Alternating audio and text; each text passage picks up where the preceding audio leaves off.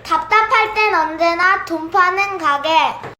안녕하세요. 돈 파는 가게 대표 사원 김강규입니다. 요즘 전 세계 주식시장에서 가장 핫한 종목을 꼽으라면 단연 테슬라 자동차입니다.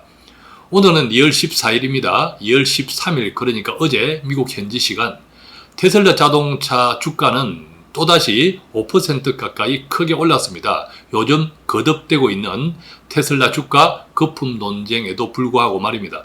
2020년이 시작되면서 테슬라 주가는 우리 한국 돈으로 40만 원대 정도였는데 지금은 90만 원을 훌쩍 넘습니다. 불과 두 달이 되지 않는 기간 동안 두 배 이상으로 크게 올랐다라는 겁니다. 자, 오늘 지금 자막에 나가고 있는 이 방송 제목 테슬라는 폭락해도 이것은 폭등한다입니다. 자, 오늘 순서는 이렇게 진행할 겁니다. 테슬라 이 가격 거품 논쟁에 대한 또 거품론자, 즉 비관론자, 또 반대로 긍정론자, 괜찮다, 앞으로 더 오를 것이다. 자, 이 이야기를 해드리고요. 또 반면 그렇다면 테슬라 투자해야 할까? 어떻게 투자해야 할까? 투자한다면 이 이야기도 해드리겠습니다. 또한 이 제목에서 나와 있는 것처럼 테슬라는 폭락해도 반대로 폭등하는 것이 무엇일지에 대해서도 말씀드리고 또 그것은 어떻게 투자하면 좋을지도 설명드리겠습니다. 물론 늘 강조해드리지만 오늘 이 테슬라에 대한 이야기 또 이 테슬라와 또 비교되는 폭등이 예상되는 이 종목에 대한 생각들 오로지 제 생각일 뿐입니다. 여러분들의 투자 판단에 참조하시기 바랍니다. 이 방송은 이 테슬라에 대한 여러 가지 자료들 많습니다. 유진투자증권에서 나온 이 테슬라에 대한 가격 논쟁에 대한 기본 자료를 토대로 했는데요. 우리가 이제 증권회사에서 나오는 이 보고서들의 하나의 특징이 있습니다. 폭등은 예상하고 급등은 예상하지만 이 폭락은 이야기하지 않습니다. 왜 그럴까요?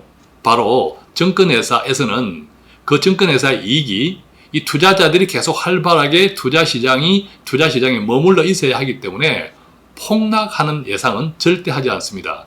굳이 한다면 조정 정도를 표현하죠. 그런데 상승 쪽에는 급등 예상 이런 표현도 자주 씁니다. 자, 그래서 이 증권회사의 투자 보고서를 그 행간을 잘 살펴야 합니다. 오늘 제가 이 참고로 하는 이 자료 역시도 이 보고서에서 이야기하는 그 이유 때문에 저는 테슬라는 폭락한다 라고 저는 이제 반대로 읽어 나가는 거죠. 또 이 테슬라에 대한 이야기는 단지 테슬라에 그치지 않고 지금 우리가 기술주라고 일컬어지는 미국의 나스닥 이 4차 산업, 전 세계 4차 산업 종목들에 대한 전반적인 이야기일 수도 있으니까 자, 이 이야기 집중해서 잘 들어주시고요. 두 번, 세 번 반복해서 필요하면 또 들어주시기 바랍니다. 자, 테슬라는 폭락해도 이것은 폭등한다. 지금부터 함께 출발합니다.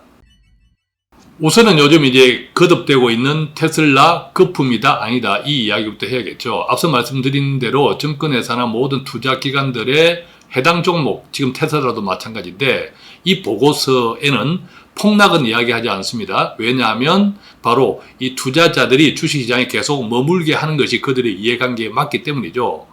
이번 이 보고서 역시도 테슬라에 대한 주가 상당히 긍정적으로 이해가 됩니다. 자, 그렇지만 다른 보고서들도 대체로 비슷합니다. 그래서 저는 감히 이 페이지의 제목으로 저는 아무도 말하지 않는 테슬라의 진실, 자, 이렇게 언급해 놓은 거죠.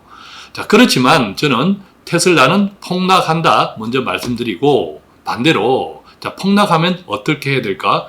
그래도 투자할 수 있다라고 또 동시에 말씀드립니다. 자, 제가 테슬라는 폭락한다. 그래도 투자할 수 있다. 이것은 조금 상충되는 이야기죠. 중요한 것은 그래서 무엇일까요? 그렇다면 이 상충되는 이야기를 어떻게 우리가 하는 것이 좋을까? 자, 이 이야기인데 이것은 또 이따가 자세히 설명드리겠습니다. 먼저 테슬라 신드롬을 한번 살펴보겠습니다. 테슬라 신드롬 우리가 다 알고 있는 것처럼 2002년 올해만 2배 폭등했습니다. 자, 이것은 올해 폭등을 촉발한 또 직접적인 계기는 1월 29일, 지난달 29일 테슬라 영업이익이 분기입니다. 지난 4분기, 2019년 4분기 분기이익이 3억 5,900만 달러를 기록했습니다. 그와 동시에 2019년 3분기, 4분기, 2분기 연속으로 사상 처음으로 이제 흑자를 기록했다. 자, 그것 때문에 크게 이제 급등한 원동력이 되었습니다.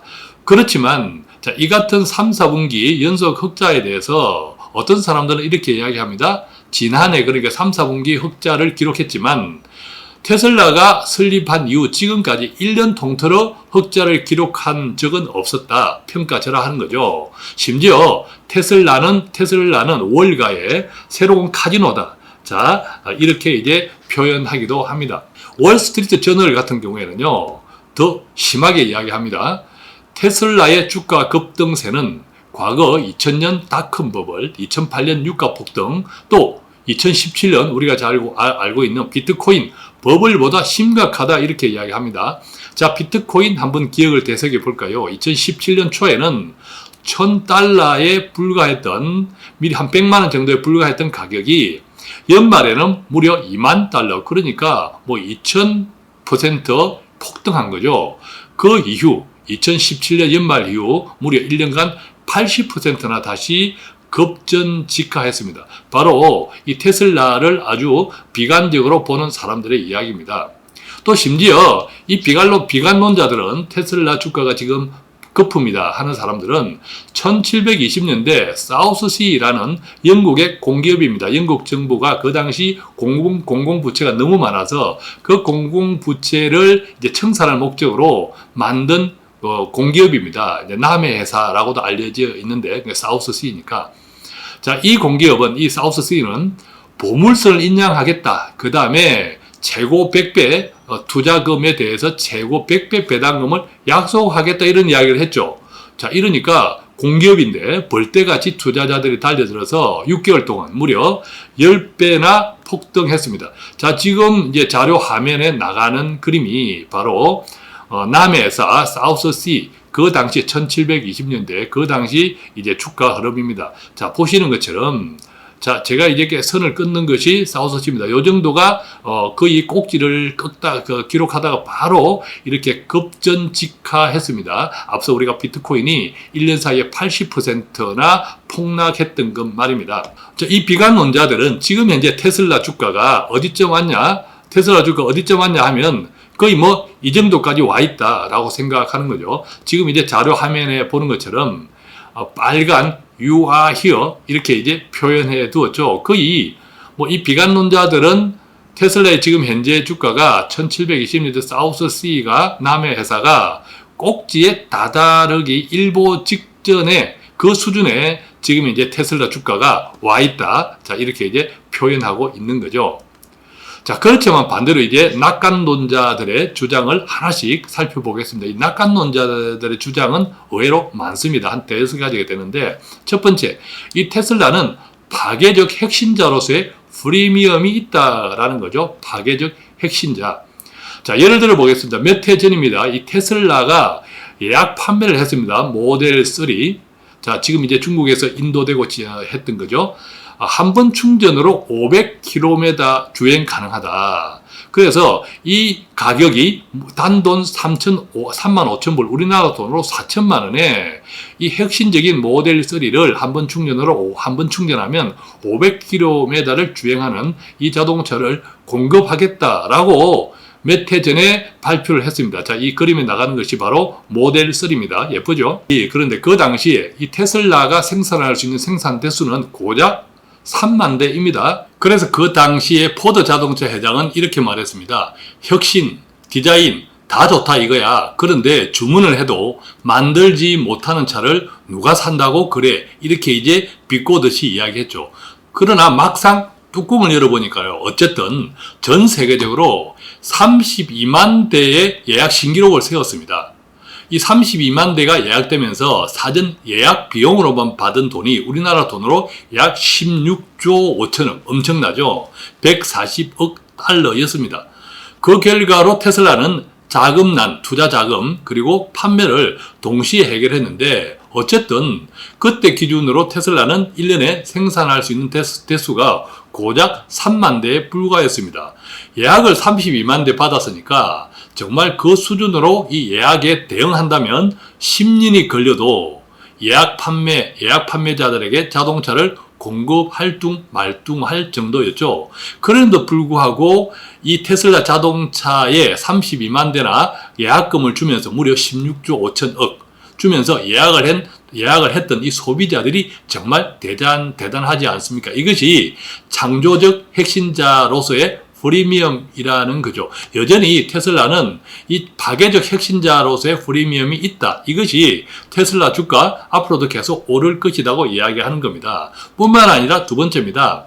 자, 기가팩토리. 자, 이거는 이제 팩토리는 공장을 뜻하고 우리는 뭐 기가는 숫자 단위입니다만 엄청난 큰 숫자를 뜻한다, 의미한다, 이렇게 이제 이해하면 되겠죠. 자, 기가팩토리를 실제로 대량 생산할 수 있는 공장을 여러 곳에 세웠습니다. 테슬라가. 결과적으로 대량 생산 체제로 전환을 성공했기 때문에 또 이제 생산을 하고 팔기 시작했기 때문에 더 이상 테슬라는 그냥 상상 속의 기업이 아니라, 즉 스타트업이 아니다. 이제는 정말 우리가 실존하는, 제대로 장사를 하는 기업이 되었다. 자, 이것이 바로 기가팩토리라는 거죠. 자, 이 그림에서 보는 것처럼 자, 어마어마한 큰 공장이죠. 바로 뭐 네바다에도 짓고 또 상하이에도 짓고 베를린 등등에 구축합니다.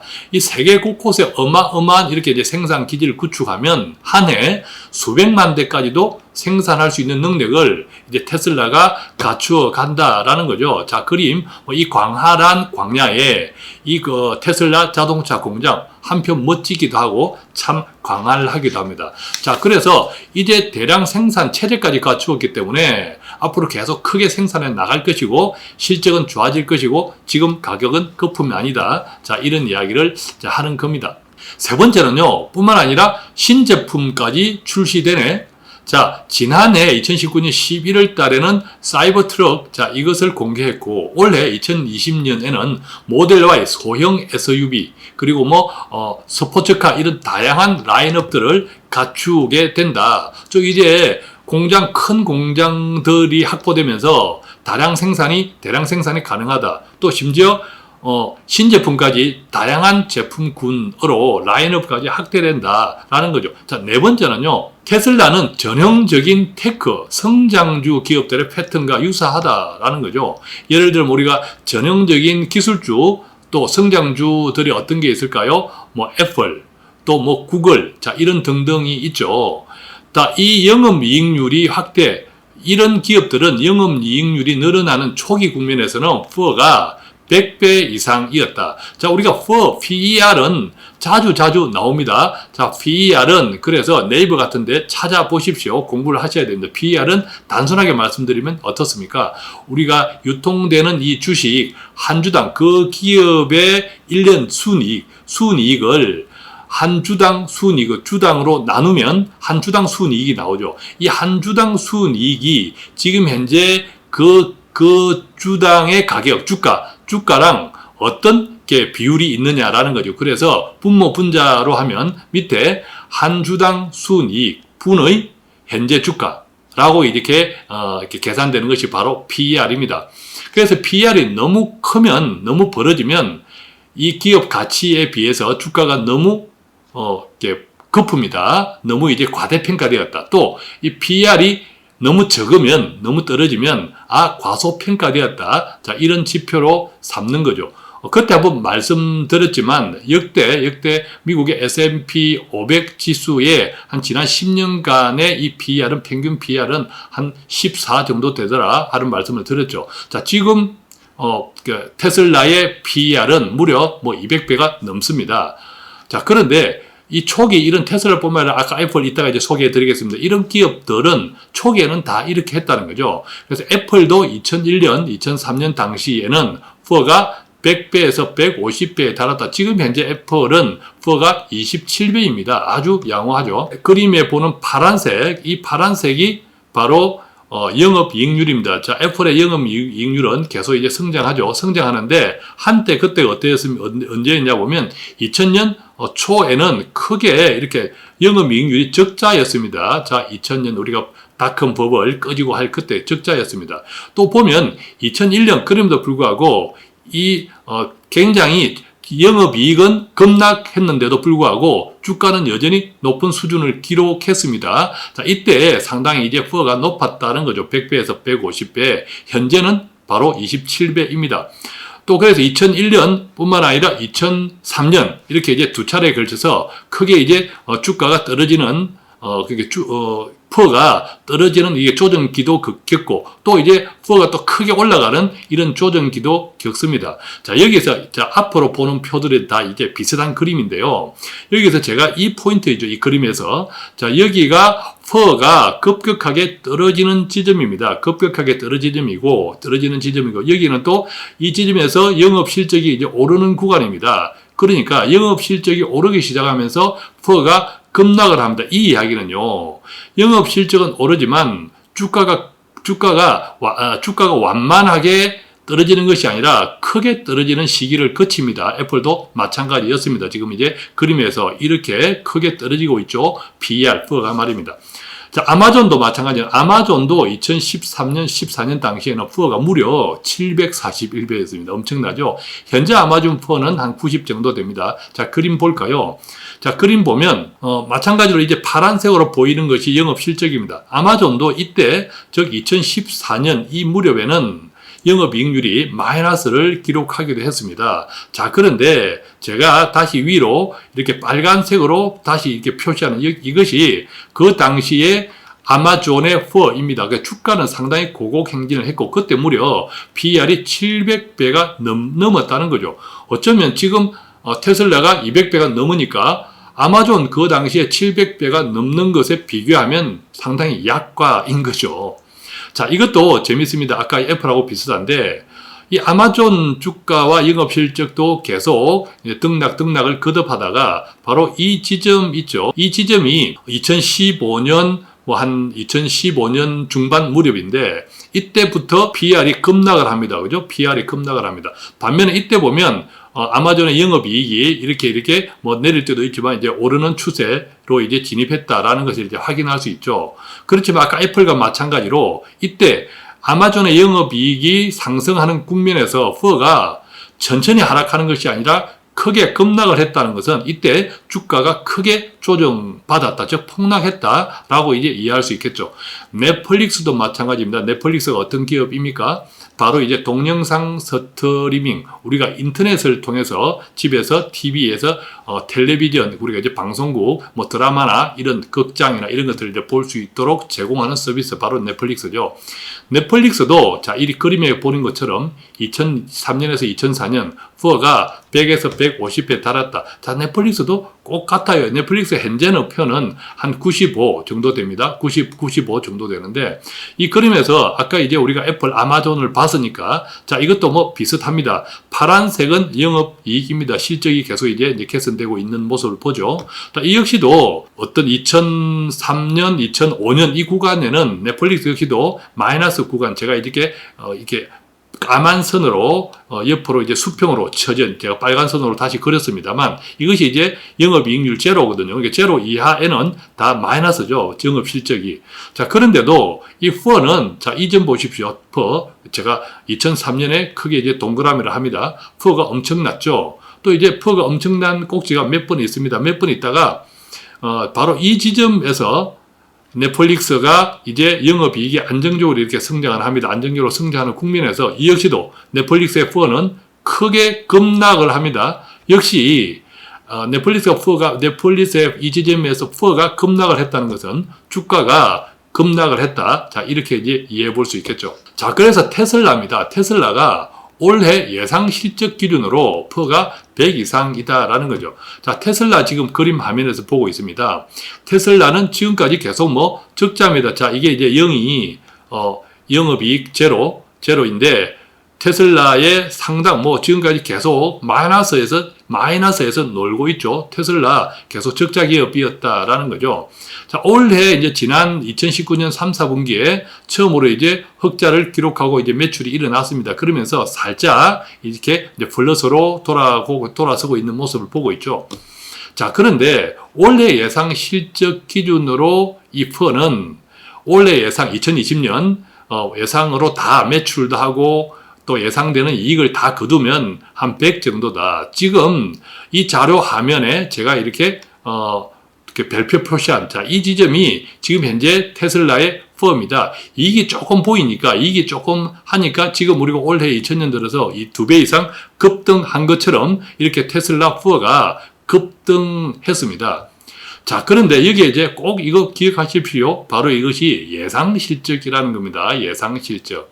예상실적 기준으로 푸어가 100 이상이다. 그래서 이제 긍정론자들은 이렇게 이야기합니다. 지금 넷플릭스도 뭐 95, 그리고 뭐 아마존도 상당히 높은 푸어를 기록하지 않냐. 그래서 테슬라가 지금 올해 예상실적 기준으로 100 이상 정도라고 하는 것은 뭐 양호하다라고 이야기를 하는 거죠. 자, 다시 말씀드립니다. 예상, 그럼에도 불구하고 이게 예상 실적이라는 것 기억하십시오. 자, 6번째입니다. 예정대로라면 2030년이니까 지금부터 10년 후입니다. 2030년 테슬라는 연 200만 대 생산할 것이고 영업이익 마진율이 8에서 9% 정도 달성할 것이다. 그래서 세계에서 가장 높은 영업 마진을 기록할 것이라고 하는데, 자, 이 자료 화면 보십시오. 테슬라는 2030년에 세계에서 가장 수익성 높은 회사를 목표로 합니다. 지금 현재 가장 수익성 높은 자동차 회사는 BMW입니다. 거의 뭐 영업이익 마진율이 9%에 달합니다. 9%에 달하고 또 뭐 토요타도 대단하네요. 8.2%. 그런데 2030년도에 테슬라도 영업 마진을 8%에서 9%, 즉 지금의 BMW나 토요타 수준으로 가겠다라는 거죠. 자, 이 그림에서 가장 왼쪽에 있는 여기가 현재 테슬라 마진, 이 영업이익 마진입니다. 뭐 거의 눈에 보이지도 않죠. 그리고 이제 이 부분이 2030년 테슬라가 이 목표로 하는 영업이익률 기준입니다. 자, 그래서 지금까지 한 6개 정도 이 이유대로 하면 이런 이유들 때문에 테슬라 주가 지금 거품이 아니라 이 가격도 더 오를 수 있다라고 이야기하는 거죠. 자, 이 6번에서도 꼭 기억하셔야 될 게 바로 이겁니다. 예정대로라면, 그리고 2030년이라는 겁니다. 지금부터 10년 후, 그리고 예정대로라면. 자, 이 행간, 이 의미를 혹시 아시겠는지요? 자, 그래서 제가 이 부분을 정리해 봅니다. 테슬라가 폭락하는 3가지 이유입니다. 첫 번째는요, 적정 PR의 함정. 즉, 올해 2020년 예정대로라면 테슬라의 푸어는 뭐 한 100 정도 수준이다. 이 테슬라는 아마존이나 넷플릭스보다 애플 모델에 가깝습니다. 즉, 아마존이나 넷플릭스는 특히 이제 서비스 회사이고, 아마존은 물건을 팔지만 거의 뭐 경쟁 상대가 없을 정도로 온라인에서 세계적인 온라인 거의 뭐 과점 회사이기도 합니다. 그리고 또 아마존이 물건만 파는 회사가 아니라 클라우드 서비스 잘 아시는 것처럼 그쪽 수익 부분이 크게 이제 급증을 하고 있고, 그것이 아마존의 주가를 크게 끌어올린 또 원동력입니다. 그러니까 아마존도 물건을 파는 회사에서, 소매 회사에서 지금 이제 서비스 쪽에 그런 수익, 서비스 회사로 크게 나아가고 있다라는 거죠. 그래서 이 테슬라는 지금 서비스 회사가 아니라 정확하게 제조 회사죠. 냉정하게 이야기하면. 그렇다면 어디에다가 좀 비교를 해봐야 될까? 애플 모델이라는 거예요. 애플의 푸어가 30이 되지 않습니다. 자, 그런 의미에서 테슬라 푸어가 100 이상이다. 이것이 긍정적인 것은 아니다라는 거죠. 아마존이나 넷플릭스에 비교할 것은 아니다. 애플에 비교하면 한참 3배 이상이다는 거죠. 두 번째는요, 이 적정 푸어가 예상대로 이루어지려면 실적은 계속 증가해야 됩니다. 그죠? 실적은 계속 증가하면서 주가는 이 이상 오르지 말아야 합니다. 이해하십니까? 푸어라는 것이 주당 순이익분의 현재 주가이기 때문에 주당 순이익이 계속 올라가면, 밑에 분모가 계속 올라가면 당연히 푸어는 PR은 떨어지겠죠. 자, 그렇다면 주가는 가만히 있어야 푸어가 떨어지는 거죠. 그러니까 실적도 많아지는 대신 주가는 오르지 않아야 푸어가 떨어집니다. 그죠? 그런데 이것을 이제 역설적으로 이야기하면 실적도 많아지고 주가도 덩달아 계속 오르면 어떤 현상이 생길까요? 푸어는 떨어지지 않습니다. 즉, 계속 거품 논쟁이 있을 수밖에 없다는 거죠. 자, 그렇다면 적정 PR을 위해서 주가가 오르지 않아야 한다면 답은 무엇일까요? 바로 큰 조정 내지는 폭락이 있을 수밖에 없다라는 겁니다. 큰 조정 내지는 폭락이 있을 수밖에 없다. 그래서 테슬라가 폭락하는 세 가지 이유의 첫 번째는 바로 이 적정퍼의 함정. 각 정권회사의 보고서에서 주장하는 테슬라 적정퍼의 함정, 그 행간을 잘 읽으면 결국 이것은 이제 큰 조정, 폭락을 뜻한다라고 이제 생각이 되는 거고요. 두 번째는 미스테리 프리미엄이라고 있습니다. 우리가 잘 모를 때 그 불확실한 기대 때문에 가격 거품이 많이 생깁니다. 사실은 비트코인도 그게 많이 작용해 있거든요. 다음에 제가 이제 비트코인도 한번 최종적으로 정리해 드리려고 하는데, 비트코인 가격 지금 냉정하게 이야기하면 오르고 있는 것이 아니라 크게 폭락하고 있는 중입니다. 숫자적으로는 오르고 있는지 모르겠지만 금액적으로는 실질적으로 들여다보면 크게 폭락 중이다. 이거 폭락 중인데 이것도 미스테리 프리미엄에 들어가네요. 테슬라도 이제 마찬가지라는 거죠. 우리가 애플에서 만든 최초의 아이폰, 자, 기억해 보십시오. 그때 너무나 불편했습니다. 충전도 뭐 제대로 하기 힘들었고, 지금 애플은 상당히 실용적으로 많이 바뀌었죠. 그 당시에 불편함이 많이 사라졌습니다. 그럼에도 불구하고 그 최초의 불편한 아이폰에 대한 정말 팬덤층, 정말 이제 충성도가 높았죠. 그것들이 바로 이 파괴적 핵심자에 대한 이 파괴적 핵심자의 동성하는 그런 심리들이 작용한 미스터리 프리미엄이었습니다. 그렇지만 그 미스터리 프리미엄이 결국은 실용화될수록, 대중화될수록 하락합니다. 하락하면서 반면에 이제 실질 가치는 상승하는 거죠. 저 거품이 빠지면서 실질 가치는 상승한다. 그 과정에서 결국 조정 폭락이 있다는 거죠.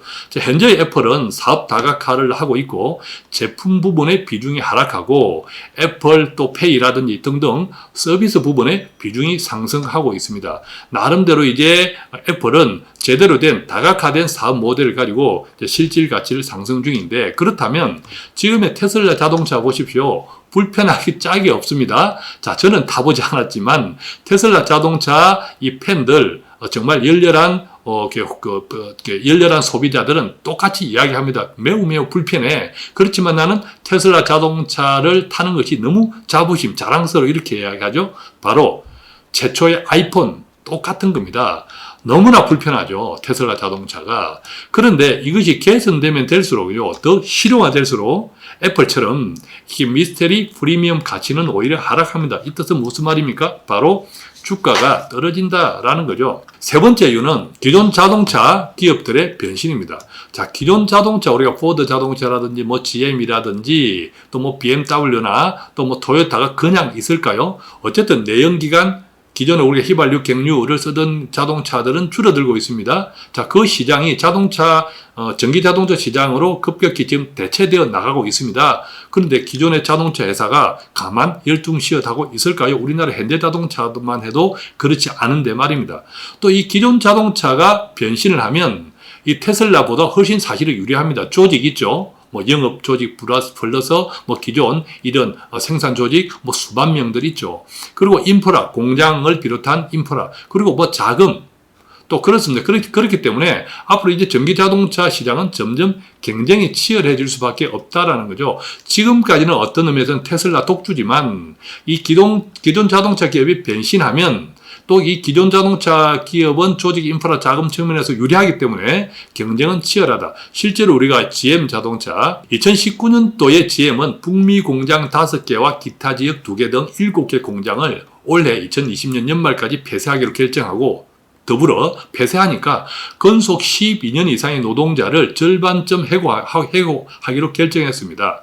그런데 이 결정을 했던 시기는요, 그때 당시에 GM은 분기 실적 기준으로 세전 이익이 무려 32억 달러, 원화 기준으로 약 3조 8천억 원 기록하면서 최근의 GM 가운데 가장 최고 실적을 거두었을 때입니다. 그러니까 기업 경영이 나빠서 구조조정을 한 것이 아니라 최고의 실적을 거두었는데 공장 7개 폐쇄하고 12년 이상 근속 노동자 절반쯤 해고했다. 왜 했을까요? 더 많은 자금을 확보해서 바로 전기 자동차, 이 차세대, 새로운 신세대 자동차, 친환경 자동차로 투자를 크게 하기 위해서 변신했다라는 겁니다. 그리고 뭐 여기에서 구체적으로 또 말씀 못 드리겠지만 시간 관계상 GM은 대단히 빠른 속도로 이렇게 미래차 시장 부분을 대단히 빠른 속도로 준비하고 있습니다. 포드 자동차도 마찬가지입니다. 그래서 지금까지는 테슬라가 독주였지만 앞으로 경쟁은 치열해진다라는 겁니다. 자, 그래서 저는 이 테슬라를 폭락한다라고 말씀드리는 겁니다. 그런데 제가 서두에 말씀드렸죠. 그래도 투자할 수 있다. 자, 그래도 테슬라에 투자한다면 어떻게 해야 될까요? 자, 이 부분은 또 이따가 마지막 부분에 또 정리해 드리겠습니다. 왜냐, 오늘은 테슬라로부터 시작했기 때문에 테슬라로 끝을 내려고 합니다. 자, 제가 이제 제목에서 테슬라는 폭락한다. 그 대신 이것은 폭등한다고 말씀드렸죠. 그렇다면 폭등하는 것은 무엇일까요? 자, 우리는 여기서부터 테슬라의 시선을 머물지 마시고 테슬라 그 너머, 테슬라 그 너머를 보십시오. 보시면 어떤 것을 우리가 발견할 수 있습니까? 테슬라가 아니라 전기차를 이제 발견하게 됩니다. 자, 테슬라와 함께 전기차 시장도 급성장합니다.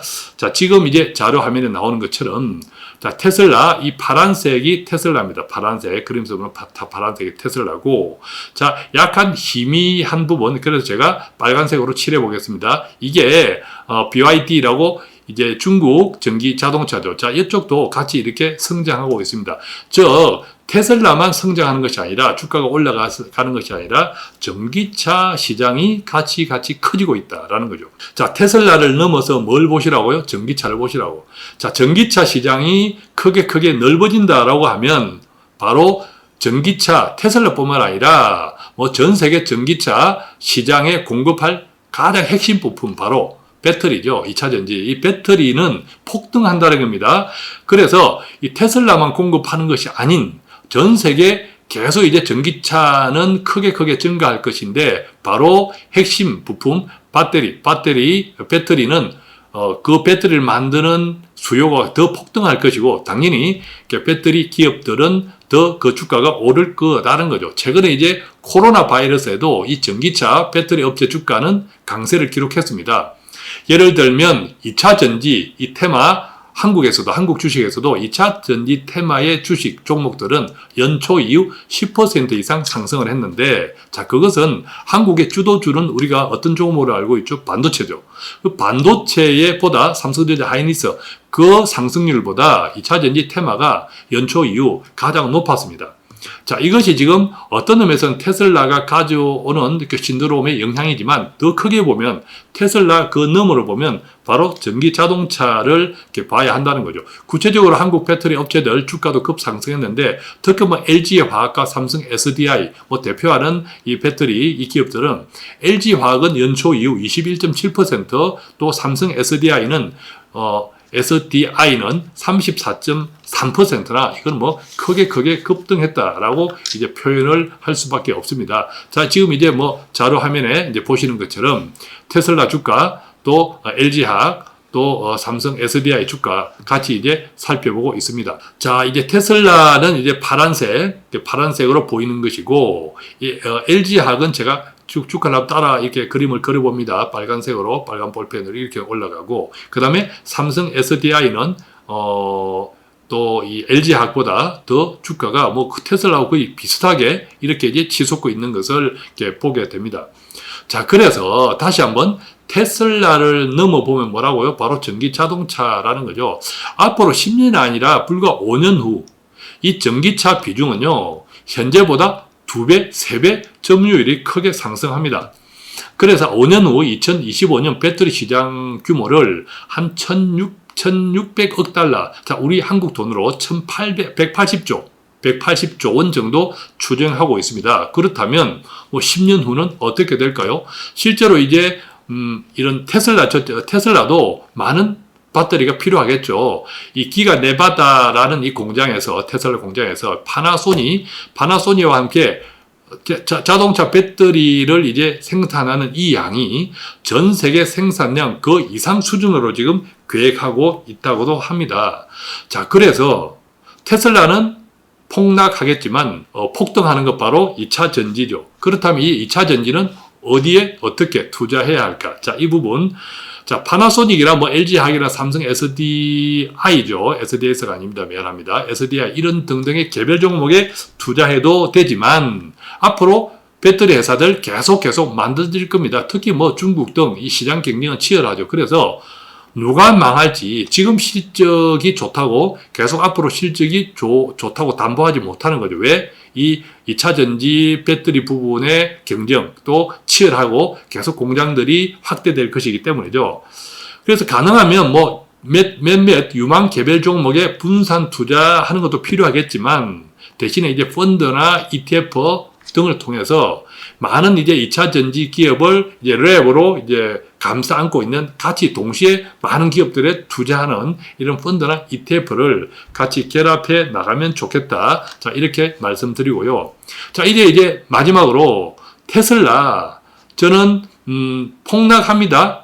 그렇지만 또 투자할 수도 있다. 그 이유를 말씀드리고 어떻게 투자할 것인지도 함께 말씀드리겠습니다. 자, 테슬라 어떻게 투자할까? 우선 거품 논쟁은 뭐 어쩔 수 없습니다. 거품 논쟁 있는데 그러나 미래는 좋다고 생각합니다. 왜? 애플을 우리가 생각하면 또 앞서 뭐 아마존, 넷플릭스 뭐 등등을 생각하면 늘 이제 거품 논쟁이 있었지만 미래는 좋다. 미래는 좋을 만큼의 테슬라의 혁신 경쟁력은 충분하다라는 것이고 테슬라 자동차가 지금 현재 미국에서 뭐 60만 대 이상 굴러다닌다고 하는데 따라서 뭐 AI 무인 자동차 등등에서 기술력을 확보하는 데이터도 테슬라가 상당히 앞서 있습니다. 그렇기 때문에 저는 미래가 좋다라고 이제 말씀드리고 그렇지만 현재 주가는 부담스럽다라는 거죠. PER가 너무 높다는 것은 사실이라는 겁니다. 자, 그래서 반드시 폭락 과정을 거친다라는 거죠. 테슬라는 미래는 좋은데 지금 주가는 부담스럽기 때문에 반드시 이제 폭락 과정을 거친다라는 겁니다. 자, 볼까요? 아마 애플도 이렇게 폭락 과정을 거쳤습니다. 자, 지금 그림에서 보는 것처럼 애플, 아까 우리가 이 부분 이야기했죠.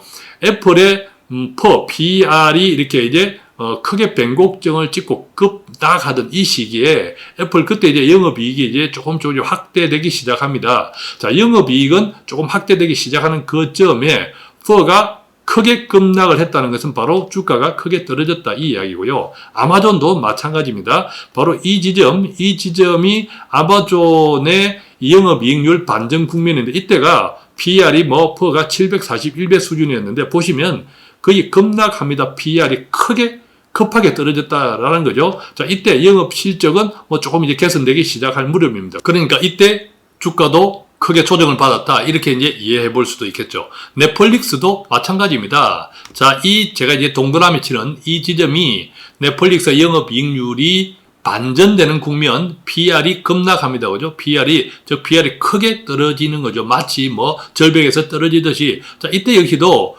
넷플릭스 영업이익은 뭐 조금 이제 상승합니다. 그 이후에 이제 크게 넷플릭스 영업이익은 올랐는데 영업이익이 크게 오르기 전에 PR은 급락합니다. 무슨 뜻입니까? 마찬가지로 주가가 크게 조정을 받았다라는 뜻입니다. 우리가 알고 있는 뭐 마이크로소프트도 마찬가지입니다. 우리가 마이크로소프트는 닷컴 버블 이후에 크게 꺼졌습니다. 자, 그때 20년 전에 거의 뭐 60불에 가깝다가 닷컴 버블로 인해서 지금 뭐 그리고 또 2008년 글로벌 금융 위기 이후 이 마이크로소프트의 주가는 닷컴 버블 이후에 크게 폭락을 해서 거의 뭐 20불 전후 그러니까 뭐 3분의 2 정도가 크게 이제 급락을 했던 거죠. 그 이후 지금 165불입니다. 20년 후. 그러니까 제가 이 말씀 드리는 것, 자, 정리해보면 이렇습니다.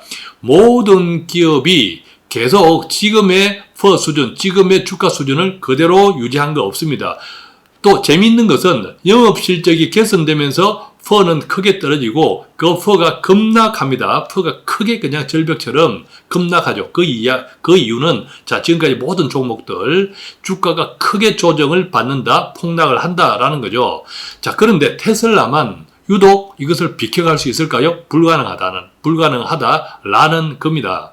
자, 그렇지만 지금 애플, MS 또 마이크로소프트 또 뭐 넷플릭스, 아마존 다 보았지만 나중에는 그 과정을 거치면서 좋습니다. 그죠? 그렇죠. 테슬라도 충분히 그런 가치가 있다라고 이제 저는 생각하고 다만 폭락을 거치면서 다시 현재 가격 이상으로 올라갈 것이다. 어떤 것이 바탕이 되면 바로 영업 실적이 크게 확장된다는 전제가 있고, 그 전제는 저는 어느 정도 수긍할 수 있다라고 이제 생각을 하는 거죠. 자, 그렇다면 이제 테슬라 우리가 어떻게 투자해야 할까요? 테슬라는 분할 매수할 수 있습니다. 지금 말씀드리는 제 생각이 틀렸을 수도 있습니다. 뭐 다른 모든 종목들이 폭락 과정을 거치면서 과거의 주가보다 그 이상 이제 상승하는 그 과정에서 폭락 과정을 거쳤는데, 뭐 유독 테슬라만 역사상 최초로 테슬라만 그렇지 않을 수도 있죠. 제 생각이 틀렸을 수도 있기 때문에 분할 매수할 수도 있습니다. 분명히 이제 분할 매수해야겠죠. 그것은 뭐 알아서 판단하십시오. 다만 이제 대안으로 이렇게 생각할 수 있는 거죠. 나스닥 지수형 펀드. 나스닥은 테슬라가 이제 속해 있는 게 그죠. 그러니까 나스닥의 지수형 펀드나 또 ETF에 투자한다거나 그럴 수도 있겠죠. 또 이제 나스닥에 테슬라가 직접적으로 포함된 이런 뭐 ETF나 펀드에 또 투자할 수도 있습니다. 다만 이제 현재 기준 S&P 500 지수형 펀드는 아닙니다. 여기에는 현재 테슬라가 포함되어 있지 않기 때문에 그렇습니다. 연간 이익을 아직 못 냈기 때문에. 자, 그런데 여기서 정말 중요한 것이 있습니다. 꼭 주의하셔야 될 것. 예를 들면 이 테슬라 펀드 ETF를 선택할 때 정말 주의해야 될 것. 테슬라 비중이 많다고 좋은 것이 아니라는 사실입니다.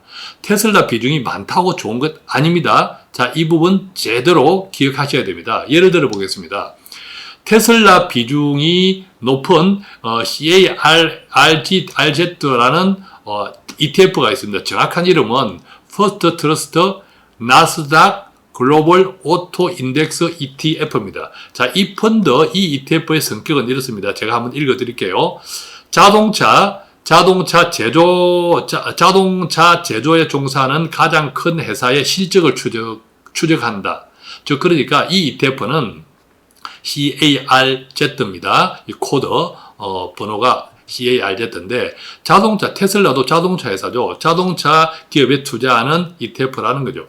그래서 이 ETF에 실제로요, 테슬라 비중이 제일 높습니다. 테슬라가 뭐 한 17.53%, 무려 한 20% 가까이 테슬라가 차지하고 있고, 뭐 토요타는 테슬라의 절반도 안 됩니다. 또 제너럴 모터스, 즉 GM 자동차도 테슬라의 절반도 안 됩니다. 우리나라에 현대자동차도 있네요. 현대자동차는 4.24%, 참 대단합니다. 그래도 그죠? 테슬라, 그런데 어쨌든 이 ETF의 테슬라 비중이 최대 가장 높습니다. 무려 20% 가까이, 또 토요타, GM보다도 2배 이상 높습니다. 그런데 이 ETF를 보니까 주가는 1년 내에 비실합니다. 자, 이 표를 보면 1년 전에 34불 수준이었습니다. 보면 1년 전에 한 34불 수준이었는데, 제가 이 차트 그림의 왼쪽을 동그라미 쳤죠. 지금 현재 1년이 지난 지금 현재 2월 13일 기준은 불과 36달러입니다. 자, 이 그림을 보면, 크게 보면 그렇게 비실비실 옆으로 횡보하고 있죠. 이것은 테슬라 주가가 올해 들어서만 2배 이상 급등한 것과 비교하면 너무 잘 이해가 안 되는 거죠. 자, 그 원인이 어디에 있을까요? 자, 그 원인이 어디에 있냐라고 이제 말씀드릴 수 있는 이유, 바로 이것은 자동차 기업에 투자하는, 자동차 산업에 투자하는 ETF고, 테슬라는 급등했지만 다른 종목, 즉 테슬라를 제외한 다른 종목들의 이익은 크지 않았기 때문에 오히려 주가 수준에서 테슬라의 비중은 20% 남짓되니까 나머지 80%의 주가 수준이 오히려 떨어졌거나 비등비등하니까 전체적인 이 ETF에서 테슬라가 아무리 비중이 많다 하더라도 별 재미는 없었다라는 거죠. 자, 이해하셨습니까? 자, 오늘은 이렇게 해서 테슬라는 폭락하지만 이것은 급등한다. 이것은 바로 뭐죠? 이 테슬라를 넘어서 전기 자동차를 봐야 한다. 테슬라를 넘어서 봐야 한다. 2차 전지. 자, 그래서 이 테슬라와 전기 자동차, 자, 이 부분을 또 어떻게 투자해야 좋을지. 또 테슬라는 폭락하지만 또 폭락 과정을 거치면서 나중에는 제 생각에 지금 주가 수준 이상으로 저는 오르리라고 믿습니다. 그래서 만약 그렇다면 또 이 테슬라는 어떤 방법으로 투자해야 할지도 좀 자세하게 말씀드렸습니다. 자, 오늘 이렇게 해서 돈 파는 가게 조금이라도 돈 되는 정보를 배달해 드리려고 노력하고 있습니다. 구독하시거나 다른 좋은 분들과 나누어 주시면 더욱 감사드립니다. 간단한 문의는 02-536-0153 또는 돈 파는 가게 카톡 플러스 친구, 돈 파는 가게 채팅 1대1 채팅창 통해서 문의해 주시면 아는 범위 내에 성실히 답해 드리겠습니다. 고맙습니다.